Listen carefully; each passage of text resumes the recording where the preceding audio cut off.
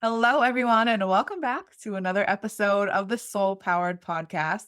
I'm so excited that you're here. It's me and Melina. Say hi, Melina. Hi, guys. And we're back to continue our conversation from last week. We were talking about some of the mistakes that we see women make in regards to healing their relationship with money, making more money, breaking past their financial plateaus. And I'm really excited to pick up this conversation where it left off. So say hello to Melina's dog Chief as well. He's going to be I know. joining us a little bit. That's okay. He knows how to open the doors in her house, by the way. So Yeah, back up. Had to save my life. One day, he opened the front door and went after the bell lady. And he didn't like hurt her, but she was so scared. I'm like, on the ring, he's nice. Please just push him inside. So Rebecca and her husband Eric had to come and booby trap my doors so he this is a couldn't true get story. out. This is It was literally a true story. insane. And Eric's like MacGyver. So he was like trying to MacGyver the doors, which I don't know. I'm definitely dating myself when I say MacGyver because I don't even know if everybody knows who that is. But like when I was growing up, my mom used to play this TV show and it was called MacGyver. And this guy was like, do you know what it is? Yeah, all he needs Okay. is like a piece of chewing gum and like a paper clip, and he can Yeah. solve everything. Exactly. I swear to God, that's Eric. Like he figures out a way to like just whatever we need fixed in the house, like even if we don't have the supplies, he'll figure out a way and then he'll go and like buy it and like fix it for real. But When I it's walked in the house that day, there was like string randomly placed everywhere. I'm like, what did he guys, hear just about you? imagine like a dog is opening the door and like you know what I mean? Like you tell someone that and they're like, oh, sure, he let himself out. No, like he really knows how to open the doors. Did you replace the doorknobs?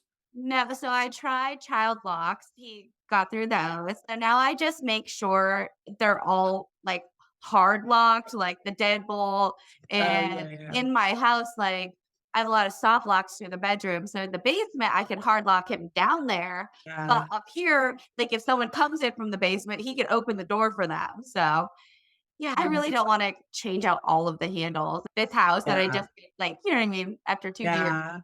Yeah, I Yeah. know, like, you just built this beautiful house with all this, like, so much thought going into every little minor detail, these beautiful doors and these beautiful, like, everything, and it's like, "Oh, okay, my dog can open these, that's great." Let himself out, he was, Yeah. like, running around the neighborhood, oh my As god. long as he knew how to shut the door, I wouldn't be upset Yeah. because he could If open you'd my be polite enough. sliders.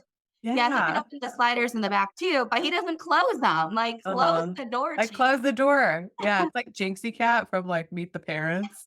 Yeah. Like, at least flush the toilet if you're gonna use it, like, and like, what the heck? So, oh my god, it's just so funny. So, with that being said, yeah, so Chief might be hanging out with us a little bit. That's totally okay. We're cool with Chief hanging out. As such, Eric is working down in the basement right now, so you may hear some things. He's actually painting now. So the progress on the basement and the game room that we're remodeling down there is almost complete. So we're gonna start being able to like order our furniture and everything. Oh my god, it's so exciting. And so before we even dive in, I love to like just talk a little bit about what's going on in our world so you guys can get to know us and what's going on. And actually, my daughter, my amazing, beautiful daughter, Alana, turned 18 yesterday.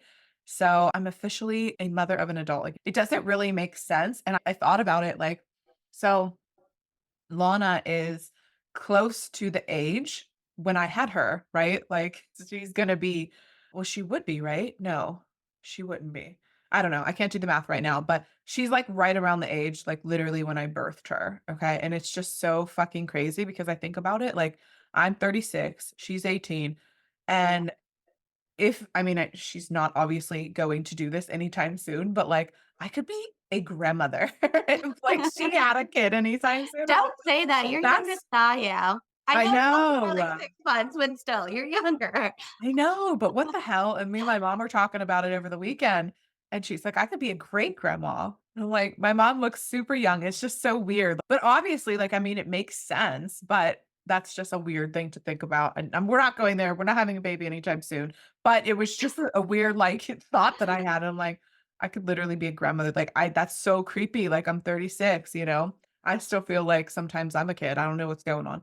I Right, feel like like as a kid adults, trapped in an adult body, like, I right? don't know what I'm doing either.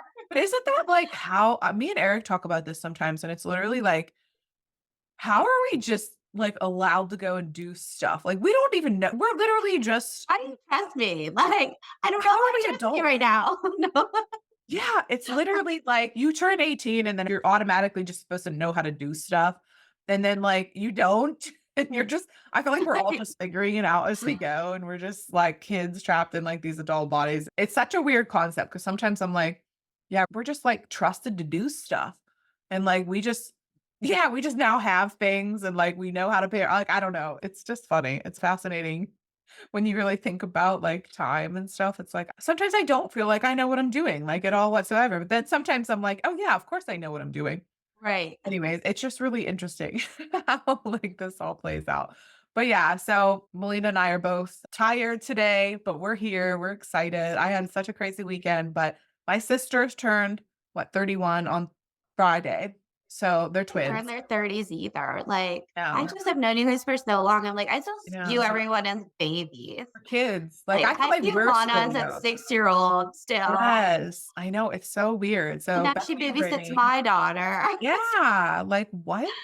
I honestly can't believe it, and she's traveling on her own for the first time to go see her boyfriend, like, it's so crazy. So Bethany and Brittany's birthday was on Friday, so that's the 26th, and then Lana's is on the 28th, so it was yesterday, and we had her big birthday bash at my mom's house, and it's just been, like, a crazy whirlwind of a couple days and just so much stuff going on, and so I'm like giving myself some time to just kind of process because sometimes this is also going to lead us into our conversation because realistically, I want to talk about some of the mistakes that we see women making and how we can avoid these things, especially as you start to understand that the way you do one thing in life is the way that you do everything in life. You can really start to kind of pick up on some of these patterns. And sometimes when you're going, and you're just like you're in a season of doing a lot of things. I know with you, obviously, like with Mirik, and you guys are just you're doing a lot, right? And you're a great Mhm. mom, and you're taking her to,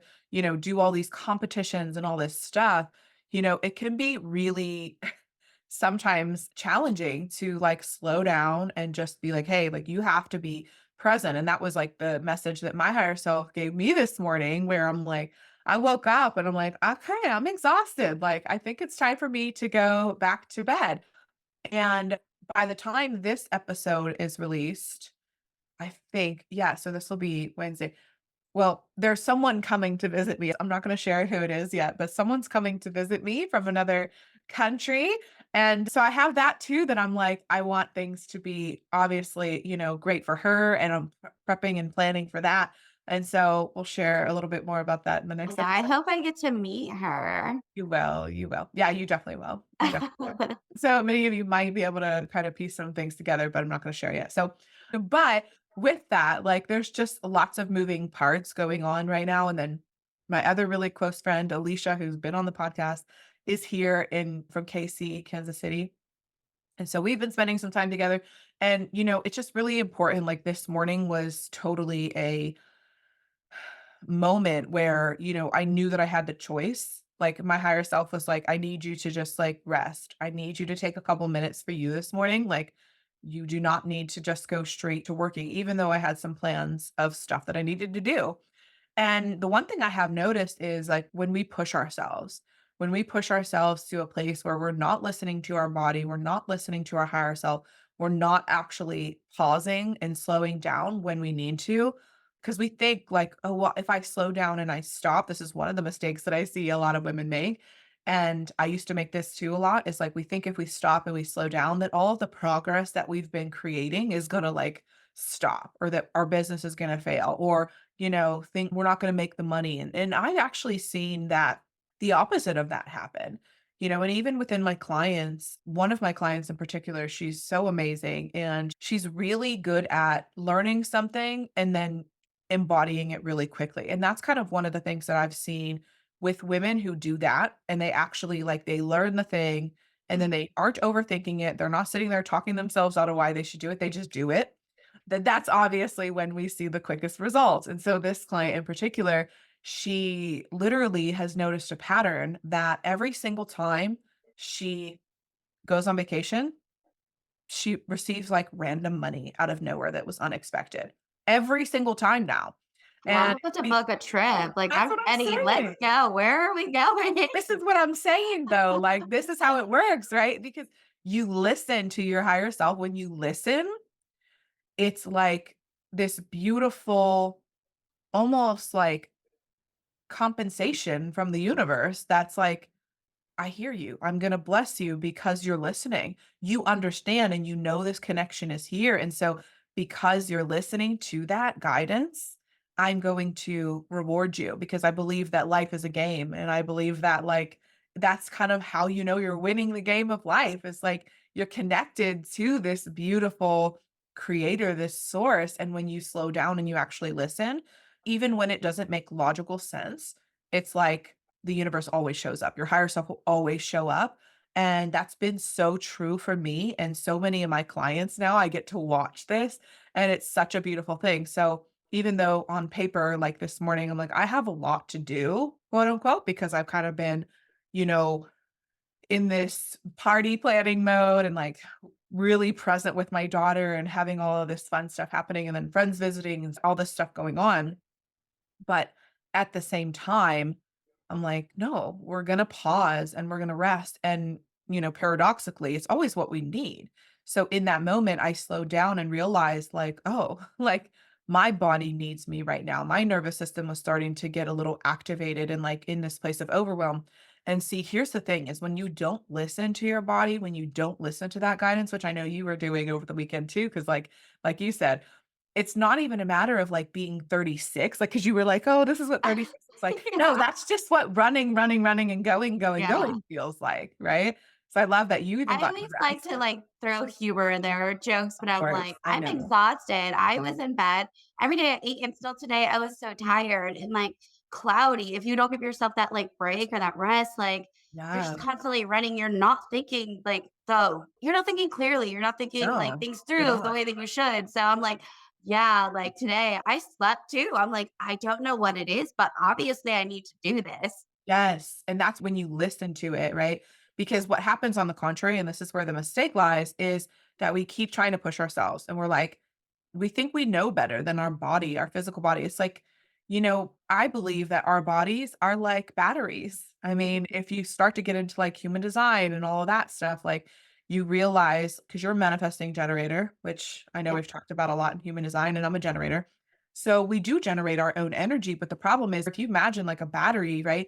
If you never put that battery on the charger, it's going to die. Like, now you're not gonna die physically, but, like, your body's gonna come in and be like, "Yo, I've been trying to tell you to slow down and you haven't. Imma make your ass, okay? It's time." And now you're gonna get sick or you're gonna get some kind of issue where, like, literally your body's like, "Well, fuck it then. Here you go. Like, you're not gonna listen. I'm gonna force you to listen." And so we always wanna try to avoid that forcing of your nervous system and your body because then it can throw it into a prolonged state. And then this is also considered to be what's called an upper limit. And that's kind of the topic of our conversation today. So I know we had some questions lined up. This really does lead straight into what we were going to talk about today. So, what are some of the questions that you're seeing coming through? Yeah, well, first off, congrats on launching your ebook last Mm, week.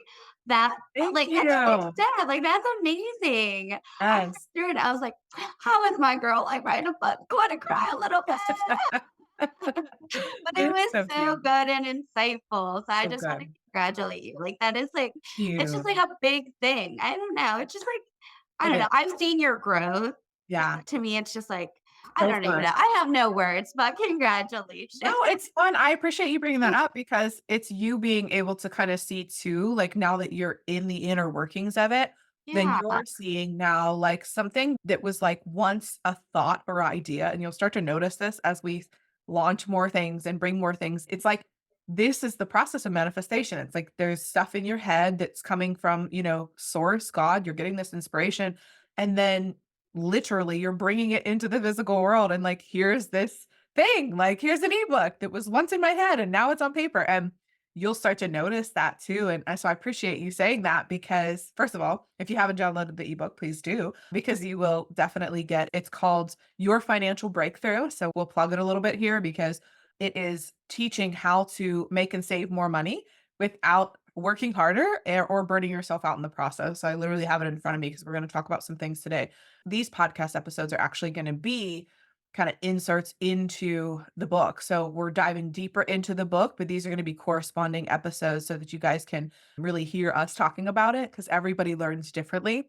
And I want to try to like play on or help, I guess is the best way, really get clear with those who are learning in different ways. Because some people love to read, some people love to listen, some people love to do, right? They like hands on type of learning. So, anyways, download the book. It's called Your Financial Breakthrough 7 Steps to Reset Your Financial Thermostat and Regulate Your Nervous System as a High Achieving Soulpreneur. So, I'm super excited to dive in because this topic is all going to be around what the heck even is a financial thermostat. So, that's what we're going to talk a little bit about today.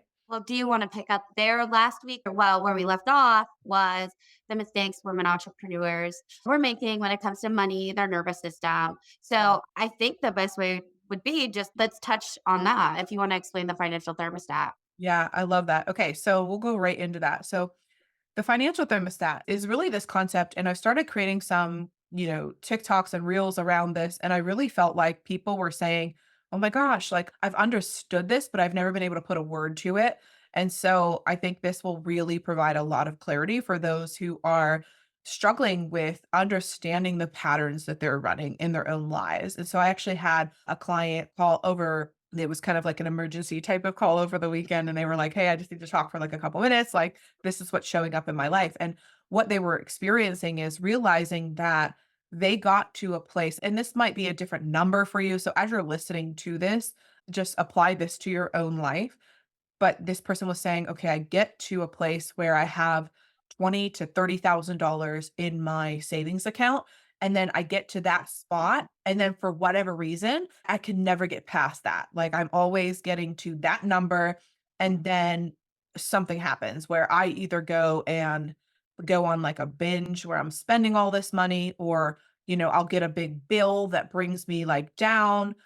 Something will happen that makes me come down from that place of 20 to 30,000. And so that is actually a real life example of your financial thermostat in play. So the financial thermostat is kind of like your thermostat in your home. Here in the US, we operate on Fahrenheit, so I do not know the conversions. I probably should know the conversions. I feel like I could speak more easily to the international folks because we're the only ones who use, that system. But here, the way that it would work is like, let's say that, what do you keep your house on in Oh, Fahrenheit? well, I know what yours is, and it's like insane to me. Like I'm at Why? 70. I hate being cold. I mean, I'm not cold at your house. When you said like yours Oh. is at 66, I'm like, but how? I would put out all the blankets. That's so funny because, like, see, this is how, like, the temperatures even that people are comfortable with are so different. It's hilarious because the way you do one thing is the way you do everything in life. So, like, your comfort zone I'm is different than tropical. mine. Like have it 100%, a yeah. warm, hot. I'll have my fire blazing while my thermostat's at 70. I'm literally dying of heat. Like, my mom's like that, and we go up there and I'm like, "God, open a window. I'm gonna literally die." I have to, like, wear, like, even in this freaking winter, I'm like, I gotta wear layers because I gotta take some of this stuff off at her house. I don't like being too hot. I'd rather put on blankets, which as those of you who are, like, watching, this is on YouTube as well. I got my blanket sitting right here, so I would rather be, like, covered in blankets than so hot that I can't, like, yeah, anyways. So 70 degrees in your house, Yes. 66 degrees in mine, and that's my comfort zone. And so when we set our thermostat to that place, right, what ends up happening is, let's say right now it's February, well, almost February in Pittsburgh. And so it gets really freaking cold in the winter here. So let's say we opened the door and we just accidentally left the door open. Well, what will happen, of course, with your thermostat is it will start to kick into overdrive to bring that temperature back up to whatever your comfort zone is. So in my house, it's 66 degrees. That's how a thermostat works, right? We know this. And so it also works to the contrary. Let's say, for instance, that it's really hot outside because here in Pittsburgh, we get, the four true seasons. And so it's really freaking hot. It could be 95 degrees Fahrenheit. Let's say we open the door and we leave it open in the summer. Well, again, thermostat's always set to 66. It's going to go into overdrive to kick it back down to where we're comfortable. So you can kind of already start to see that, right? This is about where our comfort zone lies. And so the way our financial thermostat works, it's similar to the thermostat in your home, but it's all based around your comfort zone around as it relates to money. So this client who was calling me over the weekend, like, it was, okay, this is my thermostat. Their comfortability was 20 to $30,000 in their account. That's their wealth thermostat. But then there's also an income thermostat component. And again, I talk a little bit more about this in the book. But when we look at it, there's two different components. So again, we have the wealth thermostat. That's how much your nervous system feels comfortable having in your bank account before it feels uncomfortable enough that it's going to kick into overdrive and bring you back down to where it's comfortable. And then it also has an income component to it too. So, this person in particular, I know their backstory. And so they actually have been really comfortable rising in their income every single year, as long as they find enough ways to spend it all to keep them in their comfort zone of 20 to 30,000. Does that make sense? So no matter how much you're making per se, you could go from, $10,000 a month to $20,000 to 30,000 to 40,000 to $50,000 a month, and that's fine. You're resetting your financial thermostat with your income, but then you still find a way to like make yourself live paycheck to paycheck. It's a very common thing. And so there's no shame here, there's no blame here. This is what I was telling this client was, listen, this is awesome that you've actually recognized this pattern because now you can choose differently. And they immediately went to like shaming themselves and being like, I can't believe I do this. Like, this is so embarrassing. And, I should have so much more in the bank. And it's like, okay, well, again, you don't know what you don't know. And so now that you know better, you can do better. And that's the idea behind all of this. It's to start to get clear about where these numbers are set. Mhm. I call this like knowing your numbers, right? Know your numbers so that you have clarity because you can't change something in your life that you're unaware of. That's called a blind spot. If you don't see something, if you don't see a pattern in your life, you literally can't change it because you're not aware of it. And so that's why coaches and mentors and therapists and other people in your life are really important because they can spot out for you the blind spot that you can't see so that you can become aware of it and begin to shift it. Does that kind of make sense? So that's sort of a little bit of a overview, 30,000-foot view of like what a financial thermostat is. And I'm happy to go deeper into that. I don't know if you have anything to add.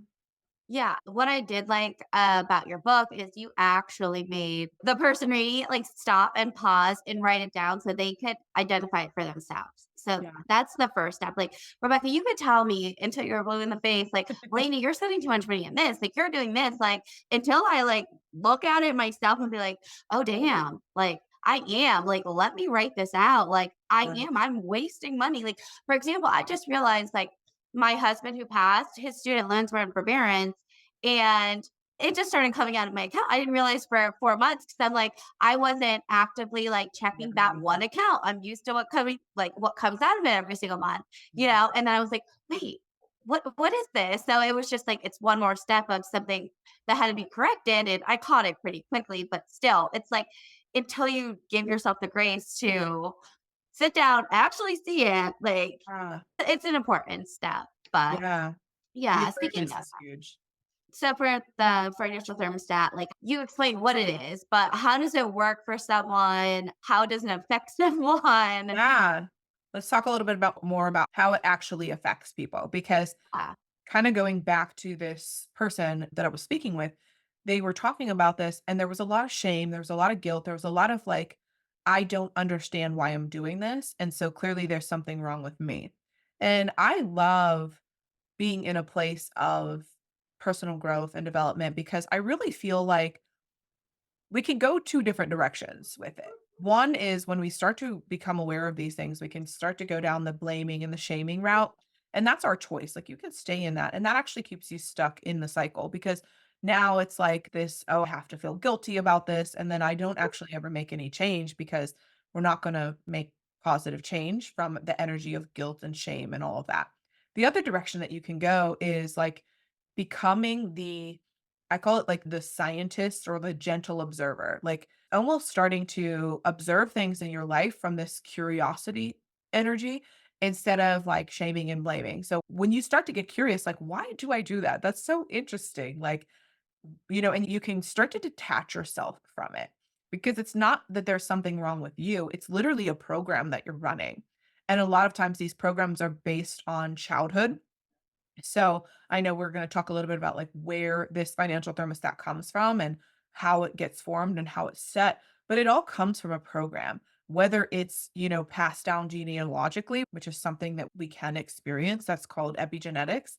It's kind of like we're talking about Chief and the dog, right? It's kind of like dogs. Like, how do dogs know to just do things? Like, how does like a herding dog, for instance, how does it know to, even though like this dog may have never been like trained, if I got, let's say, herding dog and I adopted a herding dog, it would know what to do like instinctually, right? We talk about these instincts that dogs have.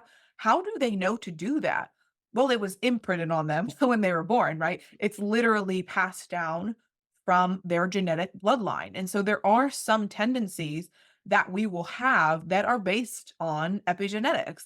And so it's literally someone else's baggage. It's like we were born into this world with like someone else was like, here you go. And like handed us when we were not equipped to understand it with like this big old bag of luggage. And it's like, here you go. This is how you do life. And it's like, well, we don't even think we have a choice. I don't want to do life that way. But we blame ourselves and shame ourselves when we start to realize that we're running these patterns. And it's like, why are you shaming yourself? You didn't know any better back then. You were a kid being given this piece of luggage with all of this shit in it that you never wanted. And you didn't even know that you could choose what to take. It's heavy as shit. You're trying to drag it around and you don't even know that you have the choice to like take stuff out. You don't need that. That doesn't have to be your reality. And I think that a lot of times, especially when we're not around people who understand these things, then we can start to blame and shame. And then, of course, if there's a spouse or a significant other involved who doesn't understand as well, there might be fights that can create chaos. It can create stuff that actually isn't necessary because if we just looked within and started to look at, okay, well, why do I run these patterns? Like, where could this have come from? Right? Like, did I watch a lot of this stuff happen when I was growing up? Why do I think that this is a pattern I need to continue running? And now that I'm aware of it, how can I begin to shift it? How can I begin to change it? And so it's about being curious. I think we want like the answers right now, and everybody wants like, okay, I want to go from like, never having more than 20 to $30,000 in my account to like having a million. And I had this epiphany the other day about how nature, right? We're talking about nature a lot and like how nature doesn't work in that way. There's nothing that immediately goes. I'm watching like paint dry in my basement. So this is kind of like where this came up. But like if you think about nature, there's nothing that goes from one extreme to the next. Like I was thinking about this concept of water and how you don't put water in the freezer and it's immediately an ice cube. You put water in an ice tray and then it's a process to become an ice cube, right? Even things like paint, right? My husband's painting, like it's a process to go from wet paint to completely dry paint. Nature, right? When we plant trees, like it goes from a seed and it's a process to become a tree. So I think that so often we think that we are not part of nature. Like we literally are part of nature. You're not going to go from the type of person that you are right now to the extreme opposite without going through a process of becoming. And you don't actually want to do that because let's say, for instance, that a tree we planted the seed and then the tree didn't take the time to grow the roots and it just sprouted up as humanly, as quick as humanly possible. It's not a human, so I don't know why I use that phrase, but you know what I mean? Like it just sprouts up. Okay. And it doesn't take the time to grow the roots. Well, what will happen when the first gust of wind comes by? What happens when the first sign of any kind of turmoil happens is that tree, it doesn't have roots. It didn't go through the process of creating the strong roots. And so often we believe that we're like somehow different and that the universal law and the process of nature like doesn't actually apply to us. And that's bullshit. And this is the problem that keeps us stuck is like what we resist in life persists in life. When we think that we need to go from where we are right now to having our dream life, having every single thing that we want and need, we're literally losing out on the becoming, which is the process, the journey. That's actually why we're here. Again, we talked about this last week. It's like if you turned on a movie and Literally, you bought the movie, you got so excited, you made your popcorn, you sat down, like, you got your drinks, you got all cozy on the couch, turn it on, and it's like the ending credits are up, and that's it. That's the whole movie. It's like, the end. You'd be like, "Wait, like, I wanted to watch the movie. I wanted to go through the emotional highs and lows. I wanted to laugh. I wanted to cry. I wanted to be a part of this process." And that's why we buy movies. It's why we buy video games. It's why we get so involved. It's why we read books. We love all of the process of getting to the end. But for some reason, we don't do that when it comes to our financial goals or, our life goals. And it's like, can you just slow down for a minute and realize that, like, if you just skip to the end, you wouldn't appreciate shit. You wouldn't appreciate it. You wouldn't understand what it took for you to get there, so you would easily lose it. What if you just allowed yourself to embrace this process and had fun and just realize that, like, your every step of your journey is meant to be here and it's teaching you something and you're learning and you're growing. And I just feel like I have learned to, in a lot of ways in my life, not in every single way, but I really have learned to be within that inquiry and start to try my hardest, even though sometimes life sucks or there's things that come up and I don't understand why my higher self chose those things. But in that moment, I can choose, right? We always have the choice to look at it in this, like, for me, shame, blame, guilt, or sadness, or whatever. We can choose the low vibrational timeline, or we can choose to start to get in that inquiry and start to look at, well, if I did want things to look different, how could I show up? What's something that I can do? And sometimes that's leading you to a mentor, right? The answers you might not actually have. You might not have the understanding of it yet. And that's okay. There's been many times where I've been led when I start to ask powerful questions, I'm led to the right answer. But see, the quality of your life is determined by the quality of questions that you ask yourself. So when you say, "Well, why am I still in these patterns? What's wrong with me? What am I doing wrong?" It's like in those questions, you're presupposing that there's something wrong with you, right? And so your unconscious mind is like Google. When you ask it a question, it will find the answer. And so if I ask you, even I'll prove it to you. Like if I said, "What color is the sky?" Well, all of you probably heard blue. Why did you answer me? Why did you even, right? Because your unconscious mind is designed to answer questions. And so ask it more positive questions. Ask it more powerful questions. If you want to reset your financial thermostat, right? And again, there's more information on how to do this inside of the ebook. We'll talk more about this. We're going to go into deeper dives around this stuff, but start to ask the question of, well, if I no longer wanted this pattern, what's something that I could do instead? How could I learn how to reset this? Where would I go if I wanted more information on this? Or how could I start to actually feel safe around the money that I am bringing in? Because at the end of the day, that's really what it is that your nervous system doesn't feel safe in something unknown. It doesn't feel safe in this existence that you've never had before, which is, going from, again, that contrast. Like if you're going from a situation like me growing up or even you growing up, right? Like Yeah, we didn't grow up having anything. We right. grew up in very, very humble beginnings. So why would we expect that if we grew up not feeling very financially secure, we grew up in survival mode around money, that we would easily be able to jump to abundance, overflow, millions of dollars, all of the things without going through a process? Like, come on. Right. When we grew up, it was more like feast or famine. And so now we had to like give ourselves permission to allow ourselves to spend money to like grow ourselves. And that was a big struggle of mine with allowing myself, hey, I'm putting this into my business. Like, let me invest in myself. So just You have to. identifying that. Yeah. You have to become the type of person. I remember you, like, when you first moved into this house, which, like, it was such a, like, dream come true, and I know there was a lot going on, obviously, It in your wouldn't life, even but decorate. I'm not kidding. For over a year, had nothing on the walls. It was just my white walls. But with time, allowing myself like to get comfortable with it, it looks like a home. I it allowed myself does. to build a home.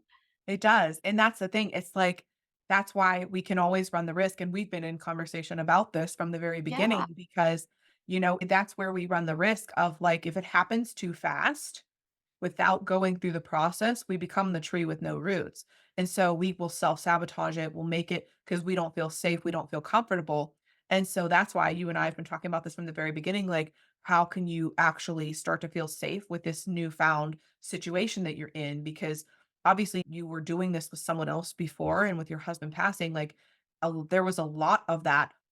I don't wanna call it pressure, but I feel like you would use that word, that pressure on you to, like, Yeah. maintain it and keep it, and I remember even you saying to me, like, I think I was there helping with something, like, when you first moved in, and I was watching Mir, and you went to the store, and then you came back, and you were like, "I feel like this is a home that you should be living in, not Yeah. me. Like, this Yeah. isn't my home yet." And guys, Yeah. that's what we experience, right? Do you wanna I share didn't feel on like I that? deserved it at the time, and now I'm completely confident I deserved it, but it took time.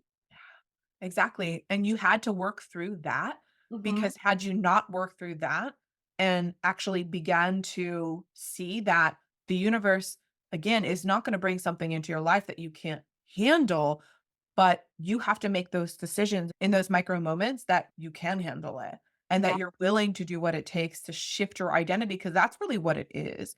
It's shifting our identity to become the type of person who can grow wealth. It's seeing yourself through the lens of the wealthy woman, right? The wealthy CEO. It's really about, especially for those of us who've gone through like financial trauma or grew up in survival mode or sink or swim, we were programmed to see ourselves as victims or as, like victims to the system. Like I know for us, it was like, we were so powerless when we were growing up because we relied on the government to pay our bills. Like we relied on the government to eat.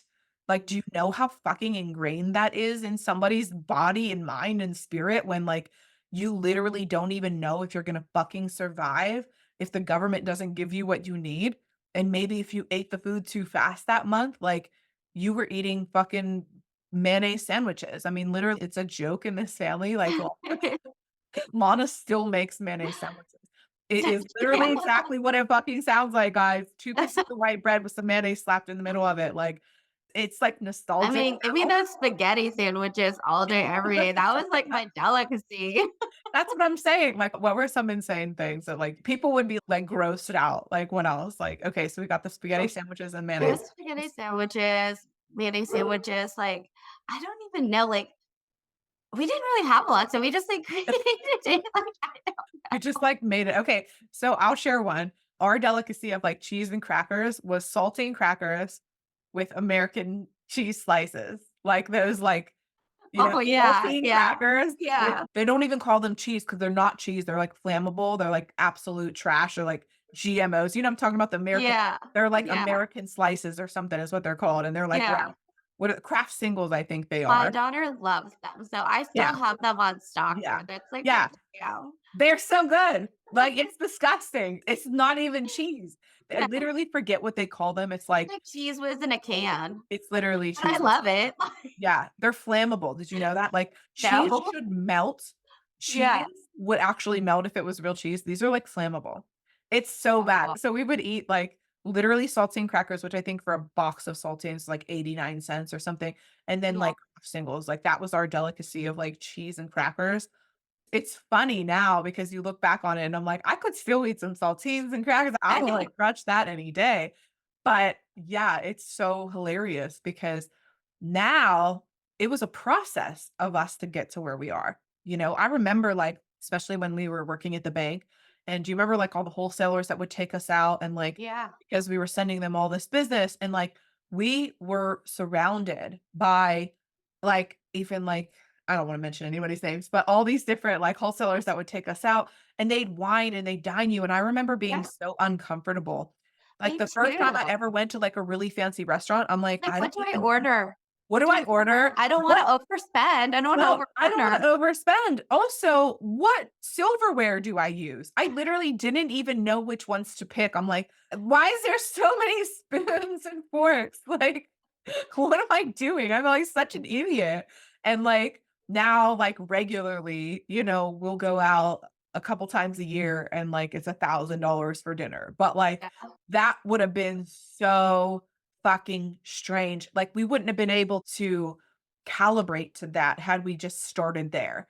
like, we would have thrown ourselves into overdrive, and I love that we've grown together too, Yeah, because I like, feel like we both I do should this. be there at this point. Like, I enjoy being there where before it was a fear to be there. Like, Yes. I was uneasy. Like, my hands were like sweating. Like, oh my gosh, like I don't belong. But I now I know. absolutely do. Like, Yes, yeah, isn't that funny? We both yeah, went through that, and I love that we did it together. I feel yeah. like we elevated together, and, like, that's so exciting, and also my friend Alicia, who's here right now from Kansas City, I feel like she was another one that, like, we started off at such a different frequency, and I feel like it's so special that like, that's why I hold you guys all so near and dear because to have gone on that journey, but not to have gone alone.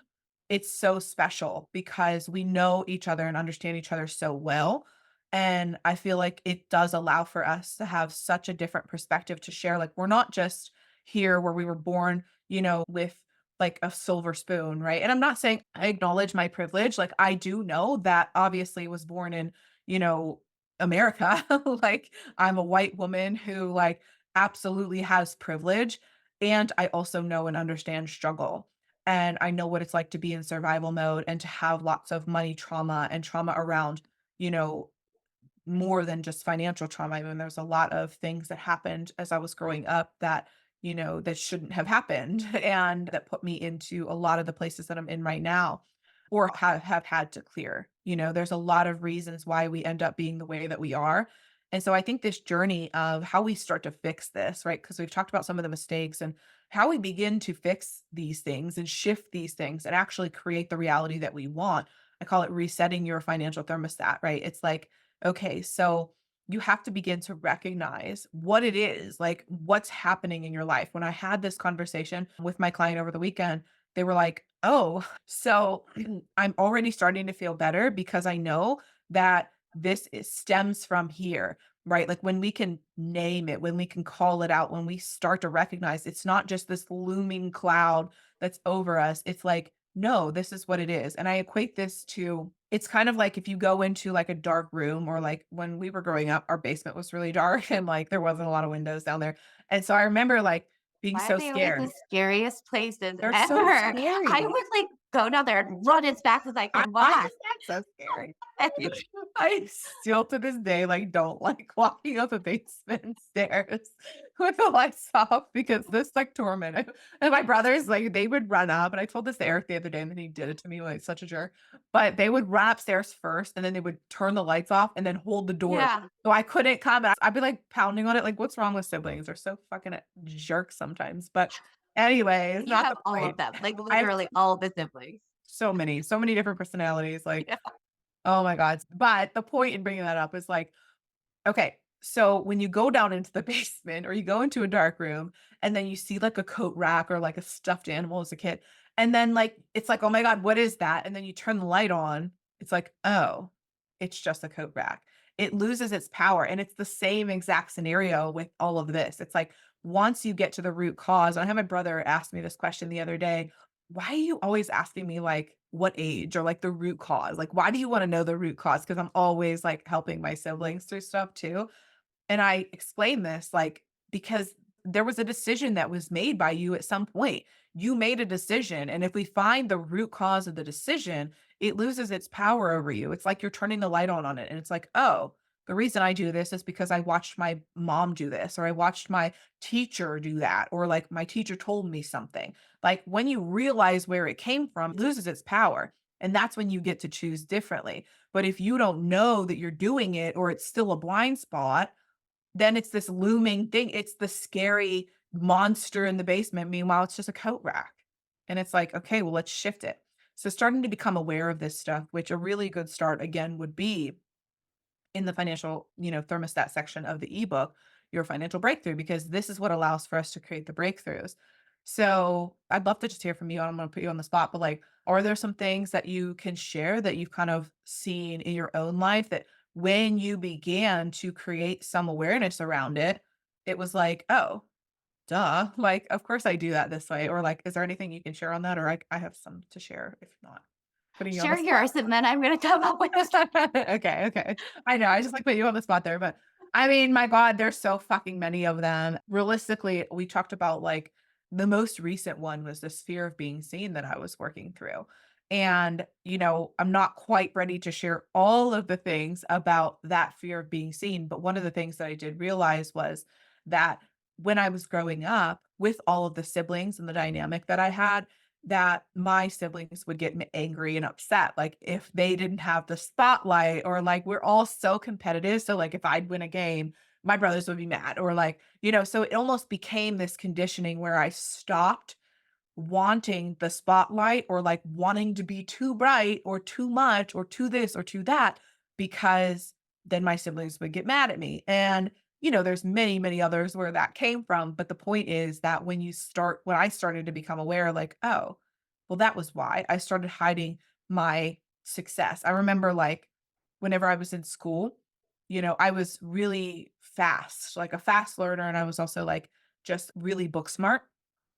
And I remember one time in particular, I would be done with, like, if we were taking tests or something, I'd be done with the test before everybody else, but you had to walk your paper up to the front of the room. And like when you were done, and put it up on the teacher's desk. And I remember being done with it so fucking fast. And then I looked around and everybody was still struggling on their paper. And I made the decision in that moment, like, I'm not going to take my paper up because I don't want to be too flashy. I don't want people thinking I'm trying to, and then I started second guessing my answers. I'm like, damn, like I was done really fast. Like everybody else is still taking the test for like 20 minutes and I'm here done in 2 seconds. And I'm like, wow. So I remember like vividly certain scenarios where I purposefully dimmed my light because Yeah, I was afraid of being seen. So again, when you realize where it came from, though, it's like, oh, I just didn't want my siblings to get upset. Then yeah, I can start to see like, all right, well, I don't have to show up that way anymore because I'm not 6 and I can start to change. So I right. don't know if you thought of any of the inter. We did somehow touch on this when we were talking the other day in your kitchen. I was like, I have this dream where it's like a scary dream, but it's not. Like, I wanna scream or I wanna yell, I wanna say something. My voice, like, I can't get anything Oh. out. So, like, I always hated the sound of my voice, and look at now, I'm on a podcast with you, like, 3 deep, like, here we go, like, and I'm listening to it back. I'm like, "Okay, well, I guess this is it." But, like, that was just something, like, me speaking up for myself, like, Yes. me speaking my truth and my like, what I think, like, Yeah. letting myself, like, share with people, like, what I think was, like, super scary for me. And Yeah. now, here And you now are. you're Here we are. doing it. I mean, It's like exposure therapy. Here you yeah. are, you're doing it, and it's like the whole world gets to hear. And sometimes that can be scary, and sometimes that can like throw the But nervous now I, system like, listen, for I'm like, everyone. "Okay, my voice is kinda hot on the first one." I know I was a little raspy, but I'm about it. I love that. When you start to own those parts of you, it Yes. feels so fucking awesome, dude. It's literally the best feeling ever. Like when you're processing that shit and you're letting it go and you're just accepting you, it's like, this is what life is supposed to feel like. Yeah. It's so fucking cool. So I'm so happy. Oh, it's amazing. Okay. So do we have any more questions for today? Well, we touched on that. I mean, if is there anything you wanna share just to bring us into maybe what we can expect next week on our podcast? Yeah, definitely. So these are going to be in tandem with the ebook. So if you've already downloaded the ebook, then obviously you can see these are kind of just episodes that are going to correspond with that. So I really think that just moving to the next section of the ebook, which is all about understanding how the nervous system works. So that's the next part. And I want to just really be able, again, for those who kind of Is love that to where you wrap? listening, Because if rap. so, I hope that you rap, like, on the podcast next I don't rap. What do you mean? Twerk? I twerk, you but I did, don't like, you rap. threw in some Eminem in there, come on. Oh, I did, I forgot about that part. I did forget about that part. So, if you Yes, want some okay, we're not practice that's a little, prelude into our yeah, that is true, I forgot that I put that in there. Okay, so you hear about the wrapping in the next episode, but we'll talk about how the nervous system works, because I think this is a really important thing to touch on, like, how it actually works and why it's tied into this. Like, why is it that, this financial thermostat set the way that it is, and, like, why is it so hard to overcome it when you don't know this part? It's because you don't understand the inner workings of how to begin to reset it, and so we're gonna touch on all of that. Yeah, I love that. Okay, we'll go into that in the next episode. that sounds good. Awesome. Excited. Yeah, you too. Okay, do you have any final thoughts? Anything else you wanna share, or we can wrap up? No, I think we're good for today. I can't wait till next week. Gonna be amazing. All right, guys. Well, thank you again so much for tuning in to another episode of the Soul Power Podcast. As you can see, there's lots of cool information in the ebook that kind of ties in with this. There's also what I call alignment assignments. That's what I assign to all of my clients, is really just not homework. I think homework has like a negative connotation, at least in my mind, because I hated school. But alignment assignment is all about like getting your butt into alignment, getting, some things done and doing the things. I think that I've found that most people, as it relates to healing their relationship with money, making more money, saving more money, feeling safe around wealth, it's that they try to learn all of the things and they try to learn and just absorb as much as possible, consume as much as possible, but they're not actually doing the things. They're not implementing it. That's where I feel like people have the hardest time. So with these alignment assignments, like you said, Melina, like, I have you guys stopping in the moment and just like doing things, like implementing things. So it's no longer just something that like surface level, but you know it now. Like you know it. It's wisdom in your body. It's like an understanding and a becoming. And so that's when I see that people have the most success is when they start to actually implement it in their lives.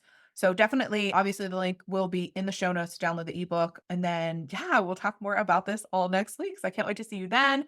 And we'll touch on everything as it relates to understanding the nervous system in the next episode. Bye, guys.